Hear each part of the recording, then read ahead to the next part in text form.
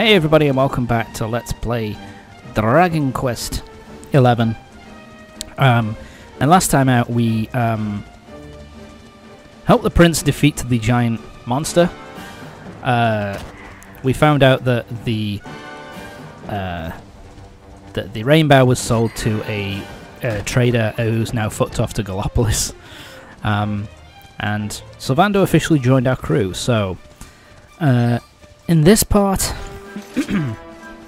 my apologies. Sorry, in this part we are heading towards Gallopolis. That is our next port of call, because that is where Sylvando has his ship, and where we can chase after this stupid ass dumb motherfucker. But anyway, we're starting a side quest. So basically this guy has a girl who is sweet on, who's working in Gondolia. Nah, we're in Gallopolis, we're heading to Gondolia. Sorry.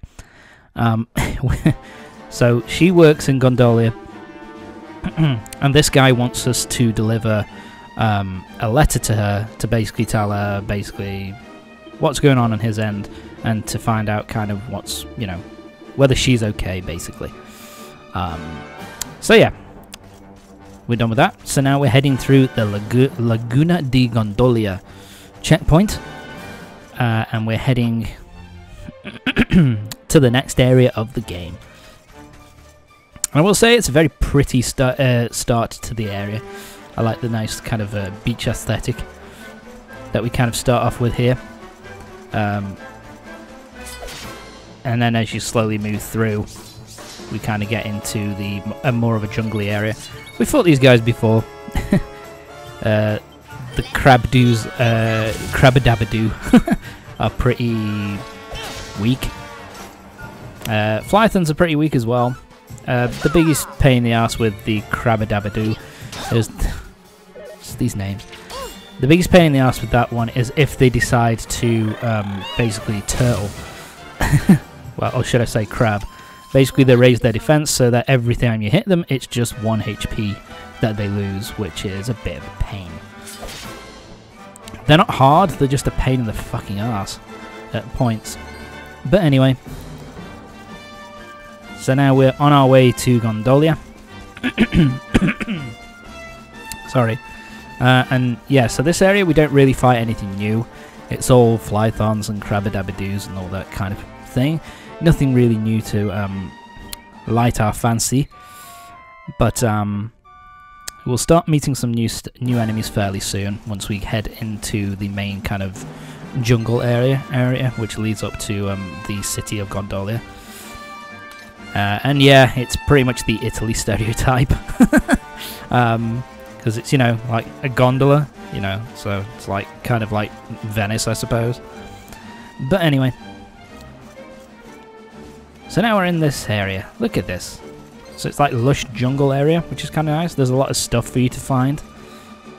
Yeah, I don't know what was I trying here. Oh yeah, I was just looking. Okay, where should I go? And I was thinking, right, let's have a little bit of investigation first. So yeah, we've got, and these are new, I believe. These are Splattypunks. Basically a stronger version of the Platypunks that we fought earlier on. They hit fairly hard from what I remember. And so yeah, they hit fairly hard, and they can poison you, I think. But that's really about it. The defense is not all that strong, so take them out pretty comfortably. Let's shake this tree down for its shit. Pink Pine, Flurry Feather, and Chimera Wing. Okay, so these are the Midnight Hawk Knights. Again, these can poison you. They hit decently hard, but their defense is not all that strong.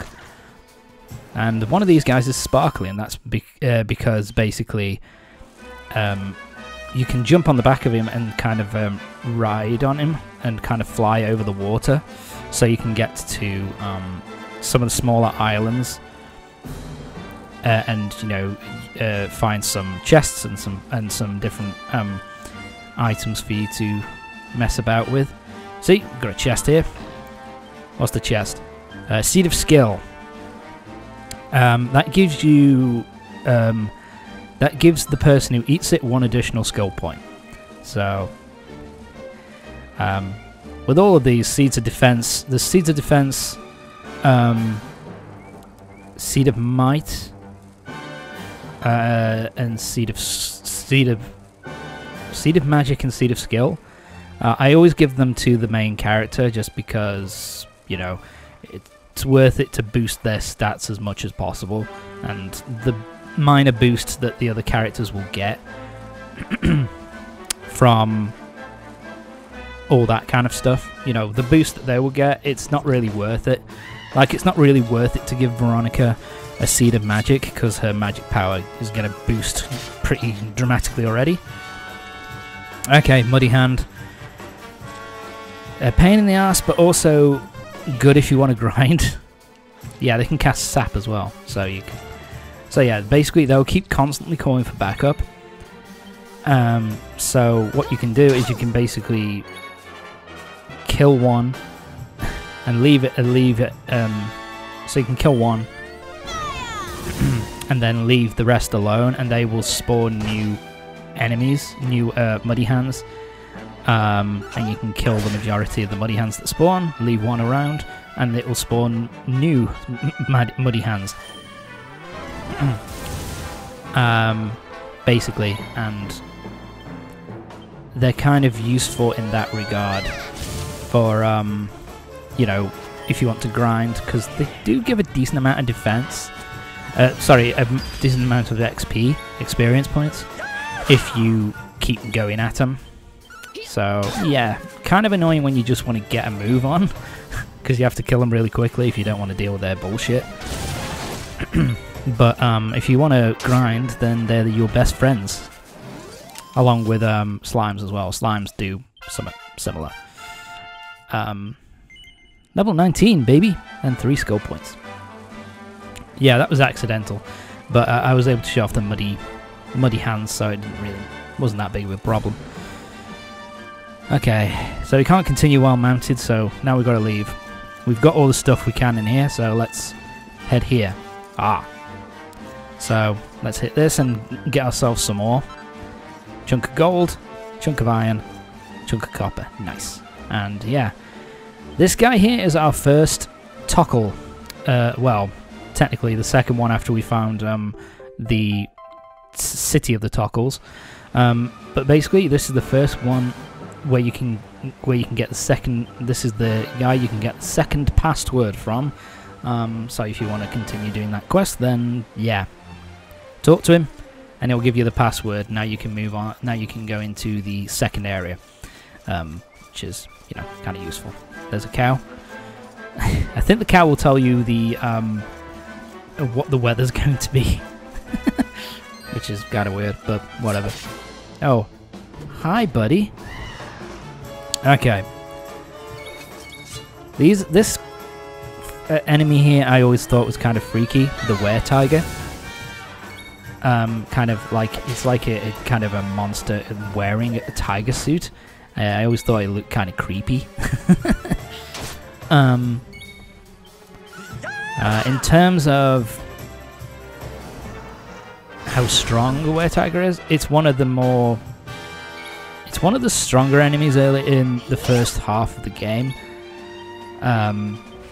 Defensively, they're pretty solid. They take a decent amount of punishment, as you can see, and they hit really fucking hard. That's 29 attack damage, 29 damage, man. And they can roar to knock you off, knock party members off balance. So they're kind of annoying. But anyway, let's have a look around and see what shit we can find. Yeah, so again, to look around this area, to investigate this area fully, you need one of the Hawk Knights that's sparkling in order to, you know, go around and collect everything necessary. I don't show this off, no. Okay, cool. Alright, let's collect more shit. Juggling Water, I believe they are used for crafting. I don't think it's used for healing or anything like that. I don't think so. But I can't really remember. Anyway. We're done here. So let's get some perfectionist pills. Nice. I haven't really talked about what Sylvando's good at. Sylvando's weapon, choice of weapons. He either uses the single-handed short sword and the shield. Yes, that's right. Use the single-handed short sword and the shield. Or you can also use whips as his choice of weapon. Best thing for him early on is the short sword and the shield, because his defense isn't particularly high, and so you could do with making him a bit more resilient early on. But yeah, I mean, to be fair, with Sylvando, you're not really going to be using him for causing damage. It's more that you're going to be using him for dealing out status effects and stuff like that. So it's not really imperative that he causes a ridiculous amount of damage, especially when you've got, you know, early on you've got Veronica with her magic who can cause obscene amounts of damage. And the hero as well can cause a lot of damage too. If you're wondering what I'm fucking doing, I'm looking everywhere just to make sure, okay, have I missed any chests? Have I missed any sparkly spots?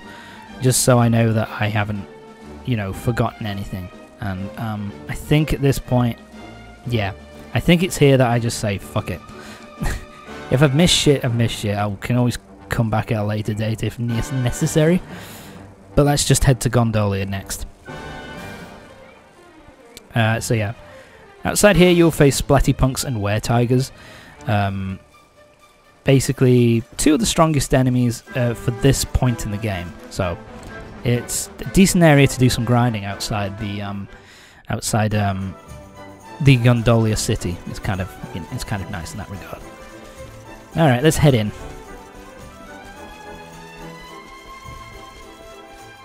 And the music here is really good. I really like the music in Gondolia. It's a really nice, peaceful piece of music. It's really nice. And Gondolia is actually a really pretty place. It's one of the nicer looking areas in the game for me. A lot of colours, a lot of these market stalls. Buildings are kind of white walls with like red roofs. It looks really nice. Up and down on the waves. So yeah, it is essentially Venice for the Dragon Quest XI's world. Except it's not a city on river. Sorry, fuck me. It's not a city on kind of canals and rivers, but instead it's right next to the sea. Oh come now, Ronnie, darling. You know it's not polite to pry. I like Sylvando, always comes up with like little nicknames for everybody. He's like, are you rich, Sylvando? I'm not telling you shit. Moving on. So we've got to head to the docks. I've only just noticed this now. Something tells me that something's going on with that kid. But the outfit I'm wearing is one of the items that we got for defeating, for helping. One of the items we got for doing the side quests in Gallopolis. It's basically the same garb that Prince Faris was wearing. It's really good defensively for the hero at this point in the game. So yeah, kind of useful to get. So yeah, the Broadsword basically is a two-handed sword for the hero. It's pretty strong. And I was just looking through here, and yeah, basically there's nothing really for us to get, but I decided that I was going to get the Steel Lance because yeah, give it to Serena. Basically if I upgrade that, it will be stronger than the weapon I currently have. It's currently equal to the weapon I currently have, but if I upgrade it, then it will be stronger. So yeah, I'll get it for now. Gold platter, relatively useful. Iron shield is a pretty decent improvement. Got bunny ears. Oh, here we go. And we can also get the second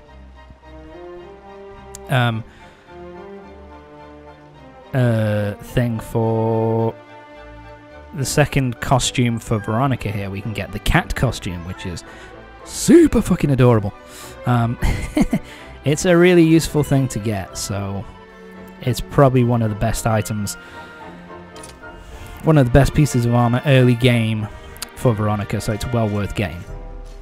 And I do get it eventually, but we're not doing that now. We're going to head off. So what we're doing first is we're going to head down to the docks, and we're going to see what's going on with Sylvando's ship, and see if we can just, you know, mosey on out of here. Something tells me no. Can you believe it? This mean man won't let us into the docks. It's nothing personal. The docks are off limits for everybody now. It's because of la competizione. Yeah, and that's something which the characters, the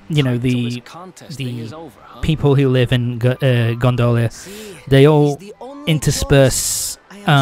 They speak mostly in English, but they intersperse bits of Italian. So yeah, like molto importante.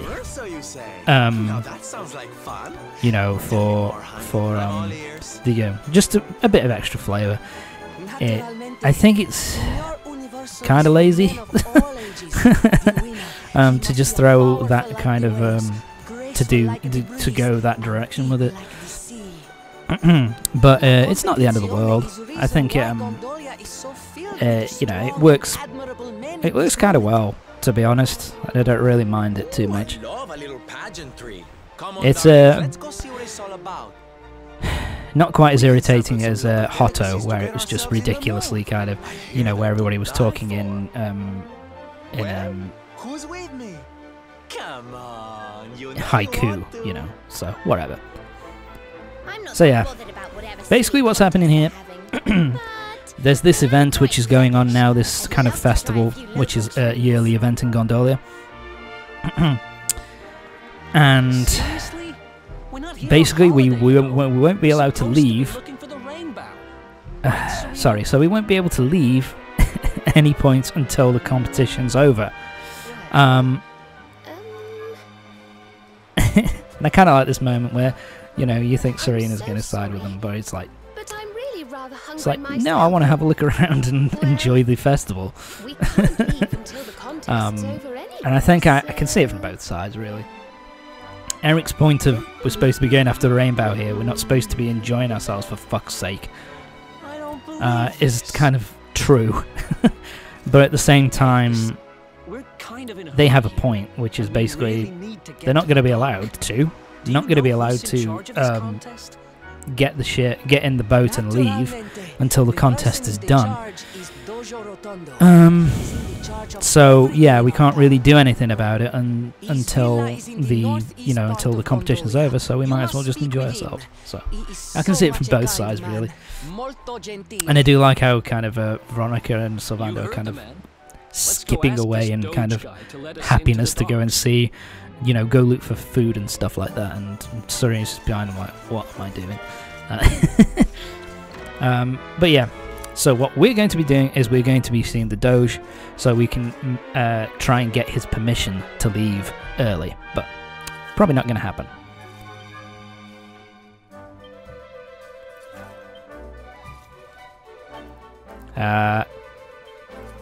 Yeah, so this is a nice kind of thing here, where basically it kind of tells you of a school in another region, which basically takes which is where you take all the medals to get rewards.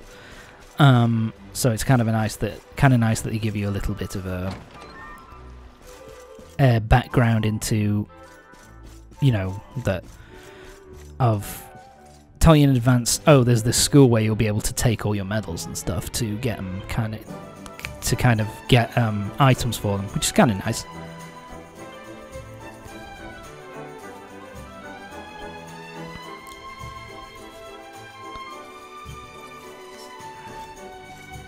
yeah, and a bit of more background there.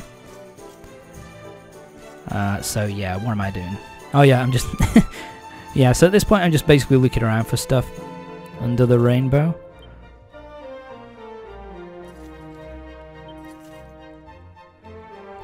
Yeah, and this is kind of like a little story, like a little fairy tale, which is kind of how lamplings became to be born, the monster, which is kind of cute.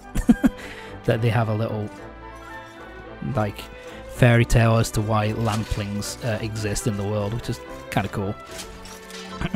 So now we're going on the roof. Single file, that will recover 5. Yeah, well, that's where I have to go. Sorry, it recovers 5 SP of magic, I believe the single file does. Not super. It's kind of useful early on, but then it kind of quickly loses its muster. Magic water, because magic water I think recovers 50. So yeah, but anyway, that's it for this part of Dragon Quest XI. Join me next time. When we'll be heading over with Eric to visit the Doge, so we can try and get out of here early. We've also got some more items to pick up in town, along with Veronica's next costume. So yeah, that'll be next time. So see you next time.